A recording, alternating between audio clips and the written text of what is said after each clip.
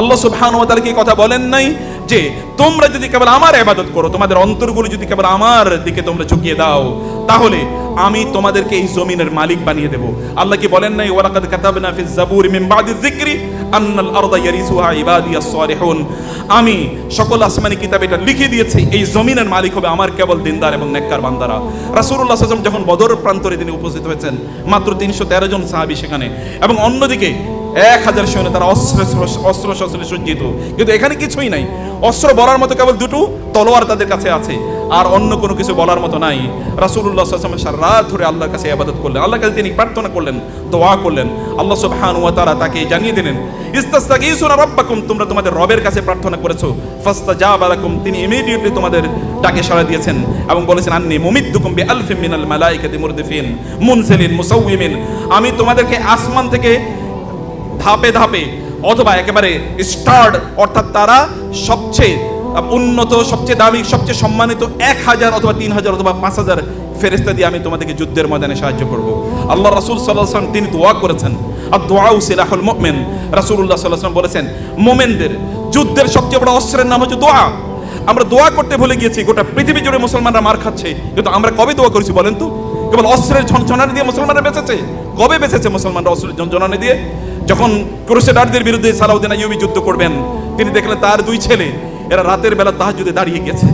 তিনি বলেছেন যে এই উম্মার শিশুরা রাতের বেলা তাহাজ্জুদে দাঁড়িয়ে যায়, এদেরকে কেউ কোনোদিন পরাজিত করতে পারবে না, এবং সত্যি করতে পরাজিত করতে পারেনি। সালাউদ্দিন আইয়ুবীরা কি নিয়ে গেছেন যুদ্ধের ময়দানে? সবচেয়ে বড় বড় বোমা, অ্যাটম বোম নিয়ে গেছেন?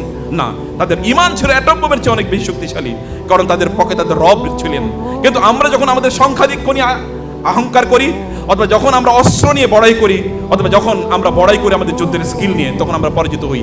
দেখেন না হুনাইনের ময়দানে কি হয়েছে? আল্লাহ সুবহানাহু ওয়া তাআলা বলেছেন ইজ আ'জাবাতকুম কাসরাতুকুম ফালাম তুগনি আনকুম মিনাল্লাহি শাইআ ওয়া দাকাত আলাইকুমুল আরদু বিমা রাহুবাত, যখন তোমরা তোমাদের সংখ্যার আধিক্য নিয়ে তোমরা বড়াই করেছিলে, কারণ রাসূলুল্লাহ সাল্লাল্লাহু আলাইহি ওয়াসাল্লাম 10,000 সৈন্য নিয়ে তিনি গিয়েছেন মক্কায়, আরো 2000 সৈন্য তার সাথে জয়েন করেছেন মক্কা থেকে। হুনাইনে যখন যান 12,000 সৈন্য নিয়ে, সাহাবায়ে কেরামদের কেউ কেউ এই বিশাল সংখ্যার দিকে তাকিয়ে বললেন আমাদেরকে পরাজিত করার মতো সামর্থ্য কার আছে? আল্লাহ সুবহানাহু ওয়া তাআলা একটা ছোট্ট বাহিনী শত্রুদের, তারা পাহাড়ের ওই পারে তারা ওত পেতেছিল তীর বর্ষা নিয়ে, যখন তারা পার হচ্ছিল একটু আনমান অবস্থা, আনমাইন্ডফুল, কারণ তারা সংখ্যাধিক্য নিয়ে তারা বড়াই করছিল। এই অবস্থায় তারা তাদের প্রতি যখন তীর নিক্ষেপ করা শুরু করে, মুসলমানরা দাঁড়াতেই পারে নাই। সাহাবায়ে কেরাম আবু বকর, ওমর, ওসমানরা যেখানে দাঁড়াতে পারে নাই, সেখান থেকে তারা পালিয়ে চলে যাচ্ছিল। রাসূলুল্লাহ সাল্লাল্লাহু আলাইহি ওয়াসাল্লাম তার চাচাকে বলেন, হে চাচা, আপনি তাদেরকে ডাকুন। আবু আব্বাস রাদিয়াল্লাহু তাআলা ডাকলেন, ইয়া আসহাবাল কুরআন, ইয়া আসহাবাস সামুরা, ইয়া আসহাবা সূরাতিল বাকারা, হে সূরা বাকারা যারা মুখস্থ করেছো, হে যারা রাসূলুল্লাহ সাল্লাল্লাহু আলাইহি ওয়াসাল্লামের সাথে সেই যে সামুরা, অর্থাৎ সেই বড়ই গাছের নিচে সেই হুদাইবিয়ার সন্ধিতে যারা আল্লাহ রাসূলের হাতে বায়াত করেছো, তোমরা কোথায় যাচ্ছ রাসূলকে রেখে?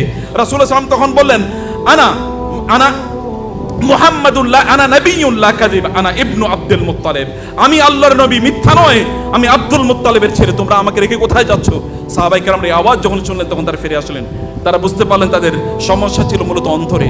আল্লাহ সুবহানাহু ওয়া তাআলা তাদের অন্তরকে ঠিক করে দিলেন এবং তারা যুদ্ধের ময়দানে বিজয় লাভ করলেন। প্রিয় ভাইরা, আমাদের কবে আমরা সর্বশেষ প্রার্থনা করেছি?